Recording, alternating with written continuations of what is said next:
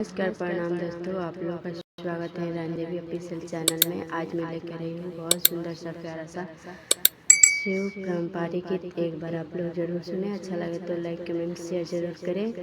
Channel पर नए हैं तो चैनल को सब्सक्राइब जरूर कीजिएगा। बाजेला टोला टोला शिव शंकर भोला, डमरू बाजेला टोला टोला शिव शंकर भोला। पूरी मिठाई भोला के मनहीना भावेला।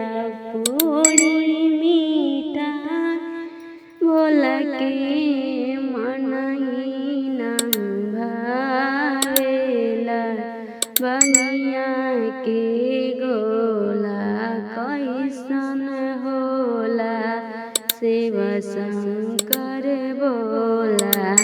भंगिया के गोला कैसन होला शिव शंकर भोला।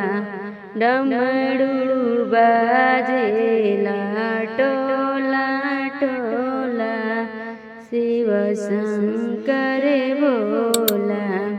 घोड़ा से हाथी भोला के मनहीना भावेला। घोड़ा से हाथी भोला के मनहीना भावेला। बसहा बैला कैसन होला शिव शंकर भोला। बसहा बैला कैसन होला शिव शंकर भोला। डमरू बाजेला टोला टोला शिव शंकर भोला। तो सकतकिया भोला के मनहीना भावेला।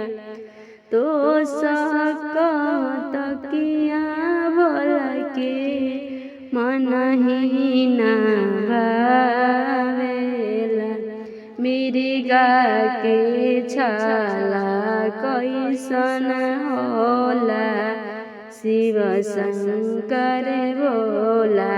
डमरू बाजेला टोला टोला शिव शंकर भोला। कोठाया मारी भोला के मनहीना भावेला। टूटही मड़ैया कैसन होला शिव शंकर भोला। डमरू बाजेला टोला टोला शिव शंकर भोला।